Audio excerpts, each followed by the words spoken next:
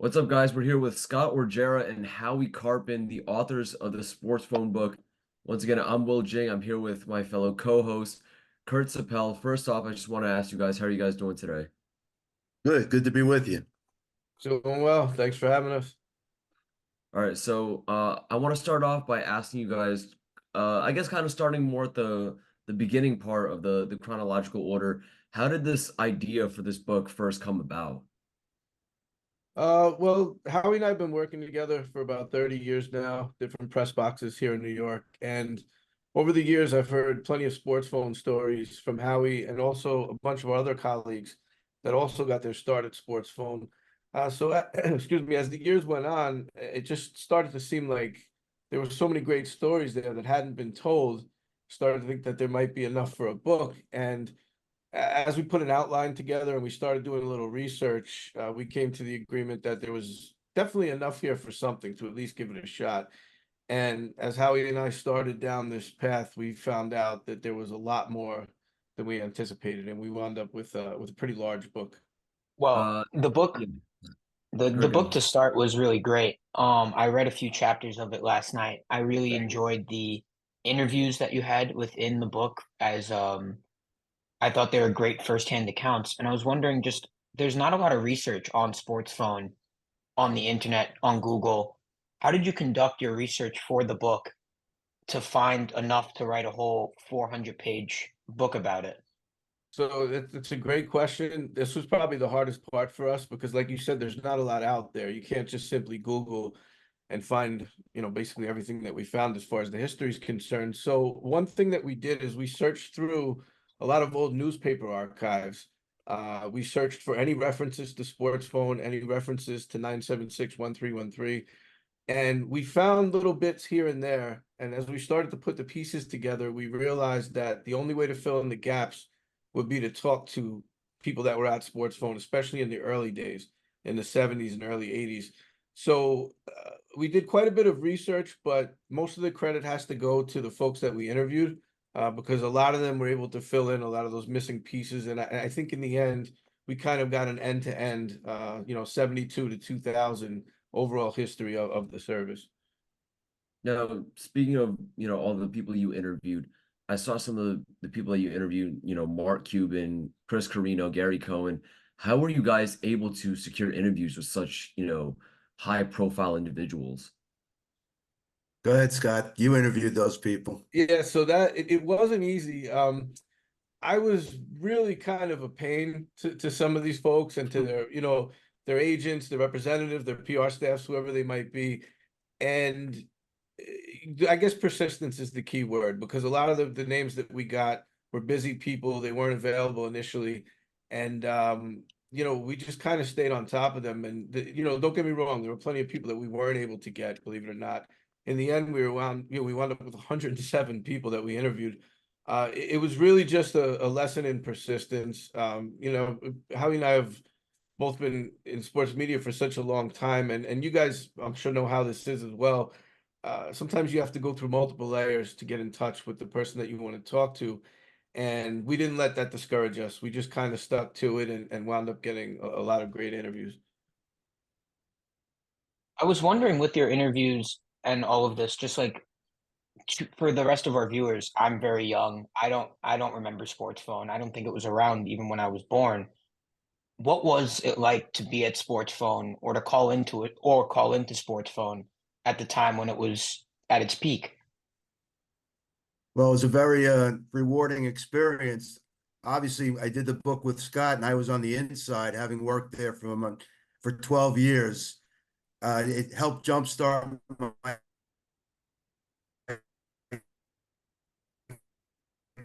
career. I've been in sports media now. That there are a lot of people like myself who are trying to break into sports media. Now, for you young guys, that was part of the lure of the book that we tried to make for people that didn't know about sports phone, how some of these names got their start in the business.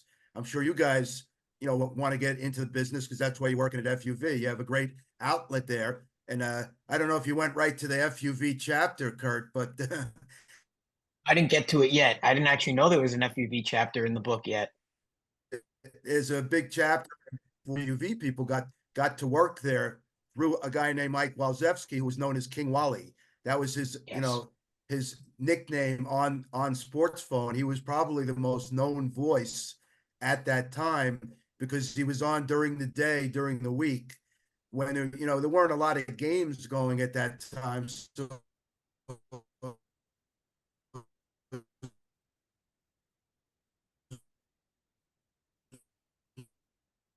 more news breaking, and so it taught me how to deal with updates and ad-libbing scores off what we called a slate, where we listed all the games. So it taught you a lot of things. Even though it wasn't real radio, it was professional. Now the process itself was, you went in a little booth, you dialed up a number, and then you got like cue beeps that told you when to go, and then you had to lock with a beep at the end, and it ran for an intro, and you had a promo, another line that had other stuff, other things that people might have wanted. Like, for example, on baseball days, we ran probable pitchers on a line called 9762525. We were catering to the gamblers. I mean, the gamblers were our bread and butter, and they wanted all this information. But we treated it as a regular radio station, and it gave a lot of guys a jump start to their careers. Now, were you guys balancing writing this book and reporting at the same time, or was it more of like one transition into the other? No, I mean, Scott took care of the similarities to Sports Fun, and me being on the inside. I interviewed a lot of the alums, go through a lot of people who have established themselves in the business. Bob Papa, who was an FUV alum, he does the Giant games on radio. And the list is endless. Howie Rose obviously does the Mets. Gary Cohen worked there. And so many people that got their starts in the business and have done well in the sports business. That made for the idea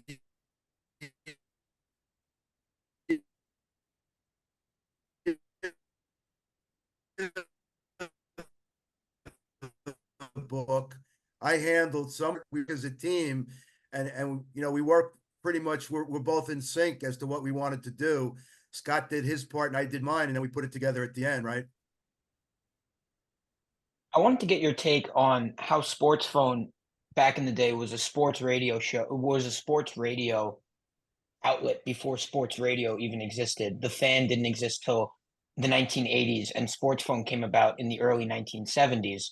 What was it like for Sports Phone to pave the way for those kinds of media outlets? Well, at the time, you didn't realize what we would, what it would lead to. We knew that it was a service that people relied on because they wanted to get their scores, not just gamblers, but fans of the teams. Locally, we had an office in Chicago, we had an office in Detroit. It wasn't just a New York thing. The New York line was like the gold standard. I mean, to work on New York, that was a big deal if you got to get on there, obviously. But we had other lines as well. We had New Jersey Sports Phone, we had a Rochester Sports Phone, we had a Buffalo, a New Orleans, an Atlanta. We were all over the country. So to put that all together, it was a 24-hour outlet, obviously not live. When you called in, it was a recording, but the recording was there all night long. And throughout, 24, 365, 7 days a week, you could call that recording and you're going to get something. Obviously, you called it when you were interested in a score from a certain game or whatever, or you wanted to, you just wanted to hear a sports report. At the time, sports reports were on WCBS and INS at a quarter after and a quarter to the hour. FUV had sports. They had the one-on-one show. That was once a week. I'm sure you guys know about that. But we treated it as a radio station, and it provided an outlet. As we found out, I didn't realize when I was working there how many people it impacted. That was the beauty of this book. It kind of brought me into a little bit of a revelation as to how many people did rely on Sports Phone, and people still remember me from Sports Phone, even though I've been out of there over 30 years. So, the impact it had, and we were like the pioneers of what you have today in Fan and the ESPN ticker and all that kind of stuff. You know, we were the pioneers, and people that worked there, you know, made it work. It was the camaraderie was terrific. We had a lot of knowledgeable people, some great discussions in the newsroom. It was really a great experience. Now, I want to know, do you guys have a specific best memory from writing this book? Either of you guys? Yeah, it's a tough question. I do have one. So there's a chapter in there titled Goodfellas, and it involves Henry Hill and Jimmy Burke and the Boston College point shaving scandal from the late 70s. And that's not something we thought we'd be writing about when we got into this book. I just happened to find a court dispatch from Jimmy Burke's trial from 1981, and the prosecution had entered phone records into evidence that day, apparently. And there was a throwaway paragraph at the end of the article that just listed a bunch of phone numbers. It didn't say what they were, just the digits themselves.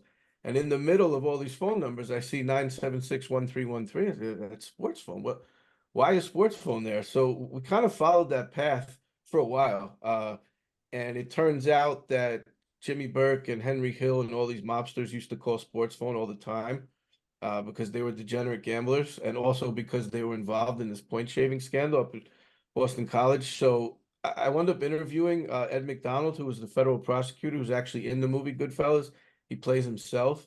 Interviewed the FBI agent that arrested Henry Hill, Ed Guevara, and we wound up getting the actual phone records that are printed in the book. We got permission from the FBI and the government to reprint these phone records. So I had a lot of fun with that, because I was always a big fan of the movie Goodfellas, and to be able to talk to these guys that were actually involved in it, I didn't think that's something we'd be doing, we set out to write a book about sports phones. So to me, that's probably my favorite memory. And the other one's kind of generic. I just really enjoyed talking to a lot of these sports phone alums, and I think Howie feels the same way, because they really liked going back and talking about those days. I mean, I spoke to some folks that are usually typically reserved, and they don't say much, and they wound up going on and on for an hour because they just loved reminiscing and talking about those days. So I think for me, that was my favorite part.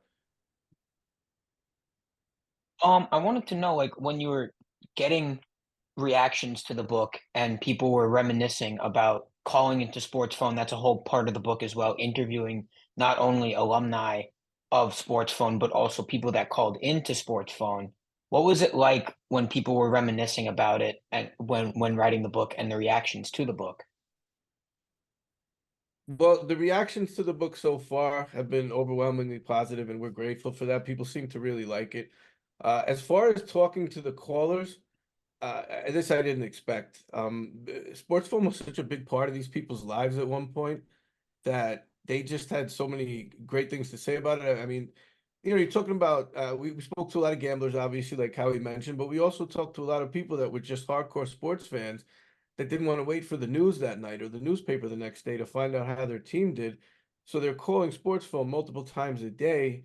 And Joe Beningo, who I'm sure you guys know on WFAN, he found out the Jets drafted Ken O'Brien. He wasn't happy, obviously, and he remembered being on a payphone and just slamming the payphone down in the middle of Manhattan during a workday and just being upset, and all that passion that comes with being a sports fan. It was tied in to sports phone. Jeff Garland from Curb Your Enthusiasm, he called sports phone his best friend because he couldn't go on the road without finding out what the Cubs were doing. And we had so many stories like that where people, for example, for now, obviously, if you're a big baseball fan, the MLB app is probably something you go to a lot to check game day and scores. Back then, sports phone was such an integral part of these people's lives that when they talk about it, they reminisce on those days and their younger days, and it kind of brings up nostalgia. And it was just, it was nice to talk to people and get those kind of reactions from them. Just that, happy to go back and talk about the past type of thing. Now, you guys will probably know more about this than myself and Kurt because we're a lot younger. But from the days of the sports phone to now, where we can just go on the internet or go on an app and just find scores. Can you guys talk a little bit about how the evolution kind of came about to from the phone to where we are now with the apps and things like that?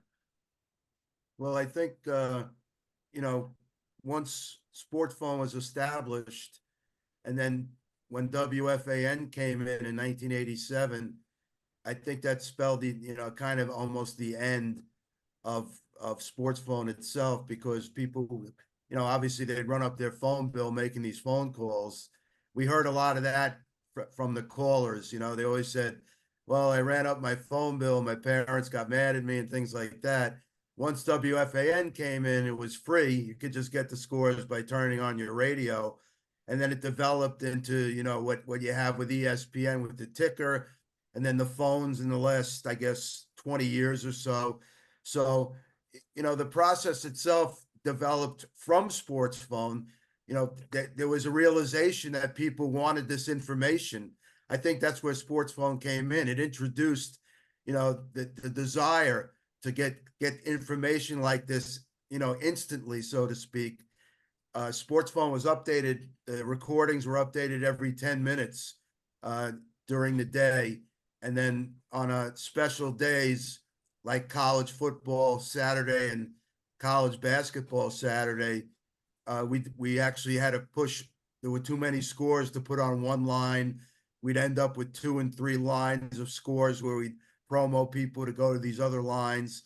And then NFL Sunday was the most unique day. Obviously, that's a big deal now, NFL Sunday with DirecTV and all that kind of stuff. But we had to bring in 4 anchors per hour, that we would work 15-minute shift during NFL Sunday from 1 to about 7, because we had 2-minute updates. The tape was updated every 2 minutes, to bring the people the fastest scores that you could get at that time. No one else had that kind of access. So it was very difficult to have a person do that for an hour at a time. So we brought in 4 anchors to work 15 minutes of each hour. You basically get your scores, you do your recording, you come back out, you get your scores, you do your recording. You weren't out of the booth for very long during that 15-minute period. So I think sports phone, established a desire and showed that people really wanted this information. And once the technology came in, it developed in what you see today. Well, I was thinking, for when you guys were doing those updates on sports phone, me and Will both know we do updates for the basketball games on FUV.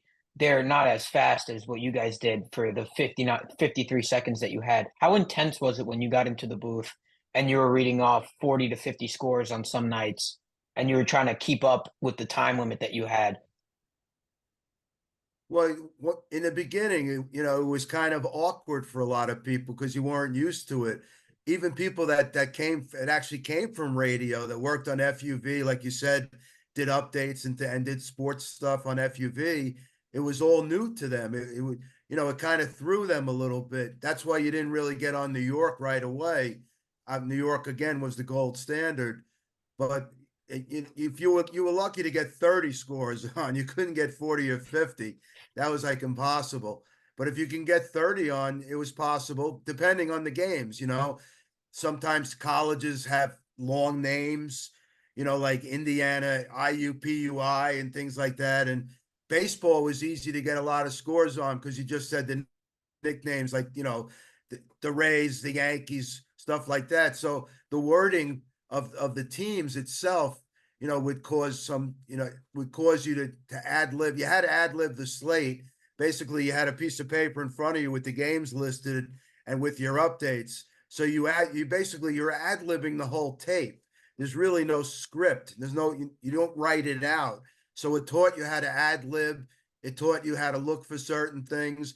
Like, for example, when we used to do basketball games, like if a game got underway at like 8 o'clock, on the 8:10, even if we didn't have a score, we would say tied at 6, because it would have to get there eventually. The game wasn't going to end 4-4. Of course. So yeah, so you would do things like that, like 8-6, Pacers over the Knicks in the first quarter, things like that. So it taught you how to ad lib, and it taught you how to deal with the updates. And the past 16 years, I'm doing actually a little more advanced version of that on Sirius XM, because I'm one of the update anchors there. but it prepared me for doing radio and things like that. So it was kind of unique. It was its own medium, and it taught you how to ad lib and gave you a good background on basically dealing with that kind of stuff.